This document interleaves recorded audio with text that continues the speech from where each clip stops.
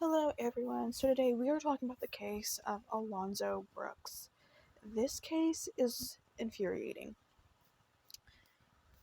It's going to make you question everything. It's going to make you mad about just how everybody failed except for the family. It's absolutely wild that this is still unsolved. It's wild that this has had really no progress since 2004. It's just despicable. So I heard about this from the YouTuber Danielle Hallen. I hear most of um, these cases from her. She did it a while back, and she did such a good job on that video. So I highly recommend her channel. That's Danielle Hallen.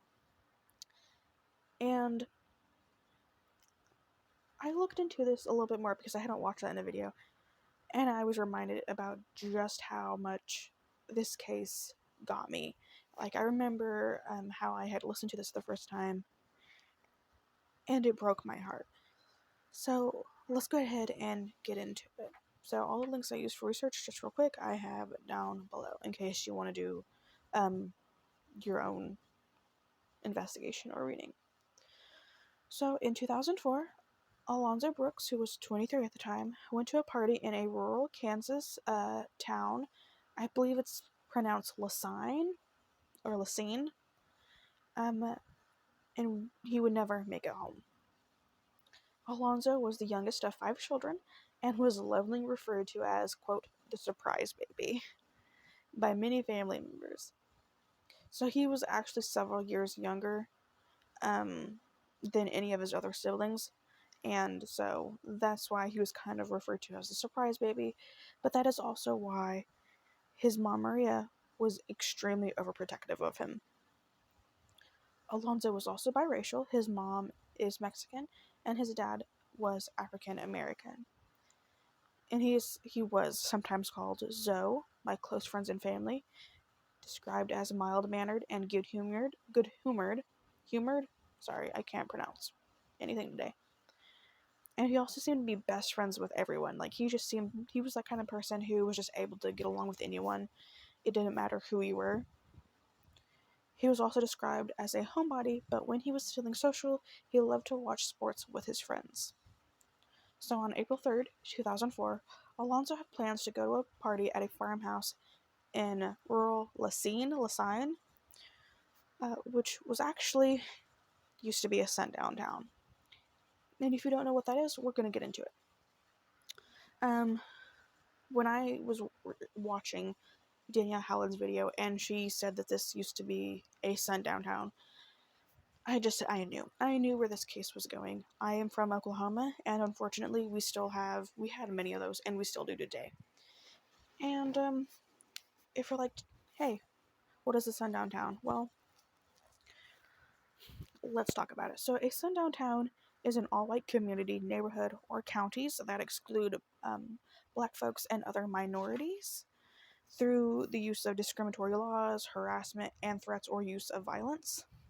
So the name derives from the posted and verbal warnings issued to minorities or people of color that although they might be allowed to work or travel in that community during the daytime, they must be gone by sundown.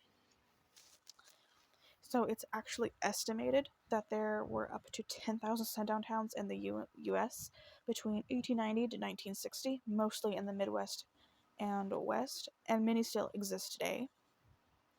In its most latent form, the signs were posted at the city limits. Like, for example, there was one in Alex, Arkansas in the 1930s, and the sign says, quote, N-word, don't let the sun go down on you and Alex, end quote. It didn't say N-word, but I didn't want to say the actual word. And then other signs would say things like whites only after dark. They got progressively bad in the article I was reading, because I wanted to throw in some examples. That article will actually be linked down below if you want to go more into sundown towns. But the thing is, people of color would actually have a book it was a list of all of the known sundown towns, and it had a map and all of that so they would know, like, where to avoid after sundown. So Maria told her son to be careful and that she loved him. And then Alonzo and his friend Tristan Sprague and two other friends went to La Scene, about an hour from Topeka. When they arrived, the party grew much larger than had been expected, with at least 100 people in attendance, and most there were not known by Alonzo or his friends. Alonzo was also one or the only black person there. His friends said he seemed to be having a good time, but as the night progressed, his friends began assuming someone else would be giving him a ride home and they would leave, but he was not going to be getting a ride home. The next morning, Maria got a call from one of his friends and realized Alonzo had never come home. She then tried to locate him. After word spread, some of his friends went back to La Scene to look for him. During their search surrounding the farmhouse, Alonzo's hat and one of his boots were found. The other boot would be found in a creek bank nearby. After a month of police searches by local and state departments, Alonzo's family was permitted to search the farmhouse and property on May 1st. Unfortunately, his body would be found, and it was found fully clothed and lying on top of a pile of debris in a creek 250 feet away from the home. And I'm going to be posting pictures. They might be a little bit, like, not the best quality, but you should be able to see pretty well how far everything was away from each other. The house to where both articles of clothing were found, and the creek where he would be found. And you're going to be like, hey, did they not search that well? Did they search it all? What's going on here? Because 250 feet is not far at all. How do you miss that? So I have a quote from Angela Cox, who is his aunt. And when the family found him and saw what he looked like, we knew that there was foul play. We could tell. End quote. So investigators said his body got tangled among the branches and was submerged because of heavy rain that flooded the creek. And when the water receded, his body was revealed. So how did he end up in the creek in the first place? That's a good question. So Maria and Angela think race played a part in this killing. They were and are still unhappy with the investigation. So another quote from Angela, she says, "We got nowhere with local authorities. They didn't even want to talk to us. And then when family members would call them, they told us that we were calling too much," end quote. Yeah, your family member is dead, debatably in a suspicious way, and they're telling you you're calling too much. Initially, his death was ruled to be undetermined, but his case would be reopened by the Department of Justice and FBI in 2020, and on July 22nd, 2020, his body was exhumed in an attempt to learn more information regarding his death. In April of 2021, a federal forensic examiner who performed a second autopsy released that his findings included that Alonzo's manner of death should be reclassified as a homicide. During the announcement of this, former U.S. Attorney for the District of Kansas said that Alonzo's death was no accident. He'd been killed, and officially reclassifying the case as a homicide investigation. And I just want to say that I can't remember the name of this man, the former U.S. Attorney of Kansas or whatever, but I remember him saying that he had seen Alonzo's case actually on Unsolved Mysteries, and it had bothered him so much that he had started to look into it himself, and that is why, he stepped in like he had. So there is an issue with this case, and that includes Dr. Eric Mitchell, who did the first autopsy for Alonzo, and he's the one that couldn't determine the death. Well, his qualifications and testimony are being questioned. Allegedly, he routinely removed organs from corpses without consent from families and improperly stored body parts in his office, among other terrible behavior. So, after the case was reopened, the FBI is offering a $100,000 reward for information about this case. So, a quote from Maria, and she says, "It changed the whole dynamic of our family. For years, we are very cautious of our kids now. There's days when I just can't take it. When I think real hard about, what happened. And then I think of what they did to my son. It really gets to me." End quote. And I want to say real quick that I couldn't find, what kind of injuries he had to make them say that it was a homicide.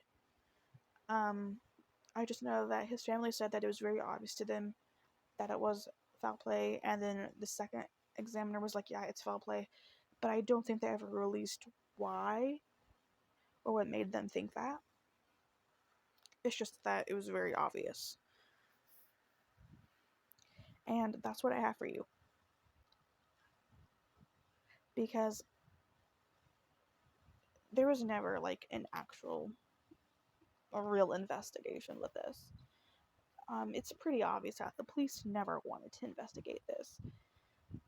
They had no interest in it, which is probably why they would tell the family that they were calling too much and to stop. And it's absolutely despicable that they would even tell that to this family. And I 100% agree with Angela and Maria that I do think that race is playing a part in this, because I've been to Kansas. I live in Oklahoma. I live in the area where have been and still are Sundown Towns, and there's a lot of racists where I am. And I have not been to the scene, but I have been close to the scene. Yeah. There's a lot of there's a lot of issues with this case. And I just first want to talk about the friend thing. And Danielle talks about this really well in her video. That to her, I believe she said that the friends came off a little suspicious because they were all kind of under the assumption that he was getting a ride. And he didn't get a ride. He had been stuck there in a rural town, a sundown town, and his friends had left him. And I don't know about you, but if I'm with my friends, I don't care how late it is. I don't care if they tell me they're okay. I'm going to make sure they find a ride home. If not with me, then with someone that can be trusted. I'm going to make sure they leave there. I will stick with my friends, because you should do that, especially if you're at a party with a lot of people that you don't know. They said it was bigger than they thought it would be. Most of them, they did not know. Even the friends did not know. So why would you leave your friend there? That's just weird to me. And it's not like they're 16, 17-year-old kids. They're in their 20s. You know what I'm saying? They're in their 20s. You should know better than that. So his friends, they give me a little bit of an off vibe as well. And there's something that I remembered from Danielle's video that she said it kind of feels like Alonzo had maybe been lured out there by his friends and something might have happened, because remember, he was the only black person there. And then supposedly his friends went and searched for him, and they found those two articles of his clothing, and then his other boot would be found in the creek bed. Well, that is the creek where his body would be found, 250 feet away from the farmhouse. And first of all, the smell, even if there was a lot of rain, would you not think to continue checking in that direction? Especially if this is just after he went missing. Maybe the smell would eventually make you think, why was there not a better search? And on the police's part as well, why did you not search that area better? Because I don't think the friends really did their best to search. Maybe they weren't taking it serious. Maybe they didn't care. Maybe they did lure him out there. The police certainly didn't do a good job. So why? Why was he not found initially? And I think the reason why maybe Eric tried to say that he couldn't determine his death is because his body had been out there for so long. And it doesn't sit right with me. I definitely think that race plays a role in this. it just makes me really unsettled. But I am happy that his case is getting another look, and I'm not sure if there's been any more updates. There wasn't when I looked. The case being reclassified as a homicide is the latest update that I've seen, so I don't know if there's any actual investigation going on.